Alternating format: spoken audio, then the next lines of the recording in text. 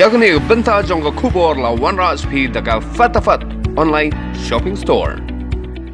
So Uwei Uba Khanapara Riboy district loyo yu COVID-19 kabla penpoy ke jingdon ke active case hakajala shaka khalai ngut uba el hek habakren bekla pathai kubor hene ka artarik unaitung ulai thu boni ubriu uba yo COVID-19 ude ubasa Khanapara Riboy district bar utrei hek Greenwood Assam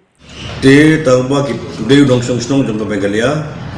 te utrei hapo Greenwood resort te la test bang sa sisin na Meghalaya tayo adikan sa Meghalaya ko test banda e chibo kan yang asap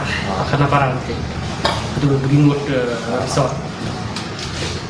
Di imat aku asal kisim random sampel nam ini dinyarlang to ide nang sok boleh sama Meghalaya. Dah baru akan report pada ini ladang sepo Meghalaya lah saksi ni. Oh, ini kini nong asam dah kiwan kisim bagi nong Meghalaya kim rak su stasi asam sepo quarantine center jadi dipendep nak pada yang dari Riboy district. Dari Riboy district pada select investigate kisah sim sampel biang kita pada beli ke jongi sini kalau positif isarat pada corona case ada po nopo ubahek ula pente bru bahadu hne ke sngi dan hadu khat khandai hajar khandai spa khandai pesau tali ki nomuna ki bala phat test ha ka ba khat khandai hajar ndris pa nyo pu khandai ki long negative but as pa andri phau tali pa dang ab ek result ulai thoru ba kajala Meghalaya hadu kane ke sngi ke dan san phunriu tali ki positive case kharar tali ki active case South politely ki recovered case lani ki bala koj no